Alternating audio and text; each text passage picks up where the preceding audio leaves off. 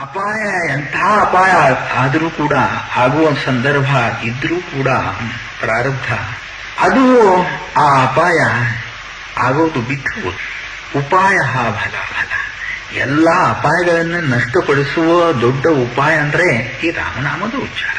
ಇದಕ್ಕೆ ತುಳನೆ ಇಲ್ಲ. ಆದ್ದರಿಂದ ಶ್ರೀರಾಮ ರಾಮ ಹೇಳೋಣ, ಈ ರಾಮನಾಮದ ಉಚ್ಚಾರ ಮಾಡಿ. ತಾತ್ಪರ್ಯ ಹೀಗೆ ರಾಮನಾಮದ ಮಹತ್ವ ಸಮರ್ಥರು ಎಲ್ಲ ಸಂತರು ಹೊಗಳಿದ್ದಾರೆ. ಪುರಂದಾಸರ ಪದ್ಯಗಳು ಸಹ ಈ ರಾಮನಾಮದ ಮಹತ್ವವನ್ನು ತಿಳಿಪಡಿಸುವಂಥವು ಎಷ್ಟೋ ಇದ್ದಾವೆ. ತಾತ್ಪರ್ಯ ಕಲವು ನಾಸ್ತೇವ ನಾಸ್ತೇವ ನಾಸ್ತೇವ ಗತಿರನ್ಯಥ, ಕಲವು ನಾಮೈವ ನಾಮೈವ ನಾಮೈವ ಮಮ ಜೀವನ. ಕಲಿಯುಗದಲ್ಲಿ ಬಾಕಿ ಯಾವುದೋ ಮಾಡ್ತಕ್ಕವರು ಮಾಡಲಿ, ಸಾಮರ್ಥ್ಯ ಇದ್ದವರು ಮಾಡಬಹುದು. ಅಂತೆ ಅಂದ್ರೆ ಸರ್ವಸಾಮಾನ್ಯ ಜನರಿಗೆ ಮಾತ್ರ ಈ ರಾಮನಾಮ ಹಿಡಿಸ್ತದೆ.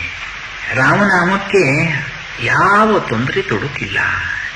ಕಾಲ, ದೇಶ, ಮಡಿ, ಮೈಲಿಗೆ, ಜಾತಿ ಯಾವುದೂ ಇಲ್ಲ. ಯಾವತ್ತೂ ಮಾಡಬಹುದು.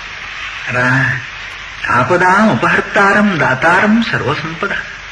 ಆಪದಾಂ ಅಪಹರ್ತಾರಂ, ಎಲ್ಲ ಆಪತ್ತುಗಳನ್ನು, ಸಂಕಟಗಳನ್ನು, ಕಷ್ಟಗಳನ್ನು, ವಿಘ್ನಗಳನ್ನು ಈ ರಾಮನಾಮ ಪರಿಹರಿಸು. ಪ್ರಣವ ಸರ್ವ ದೋಷ, ಪ್ರಣವ ಎಲ್ಲ ದೋಷಗಳನ್ನು ಹೋಗಲಾಡಿಸುವುದು ಎಂದು ಹೇಳಾಗಿದೆಯಲ್ಲ.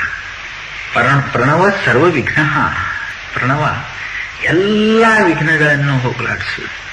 ಪ್ರಣವದಿಂದ ಮೋಕ್ಷವಾಗುವುದು ಹಿಂಗೆ ಹೇಳಿದ್ದು ಎಷ್ಟೋ ಕಡೆಗಿದೆ. ಆ ಪ್ರಣವ ರೂಪವೇ ರಾಮನಾಮದಿಂದ ರಾಮನಾಮದ ರೂಪದಿಂದ ಅವತಾರ ತಾಳಿ. ಯಾಕೆಂದ್ರೆ ಪ್ರಣವದ ಅಧಿಕಾರ ಎಲ್ಲರಿಗೂ ಇಲ್ಲ. ಎಲ್ಲರಿಗೂ ಅಧಿಕಾರ ಇರುವ ಒಂದು ರಾಮನಾಮ, ಅದು ಪ್ರಣವದ ರೂಪ, ಪ್ರಣವದ ಒಂದು ಅವತಾರವೇ ಎಂದು ನಾವು ಇಟ್ಕೊಳ್ಬೇಕು, ತಿಳ್ಕೊಳ್ಬೇಕು. ಪ್ರಣವ ಜಪದಿಂದ ಏನಾಗ್ತದೆಯೋ ಅದು ರಾಮನಾಮದಿಂದಲೂ ಆಗೋದು ಎಂಬುದು ತಿಳಿಸಿ ಎಲ್ಲರಿಗೂ ಈ ರಾಮನಾಮದ ಛತ್ರ ತೆರೆದಿದ್ದಾರೆ.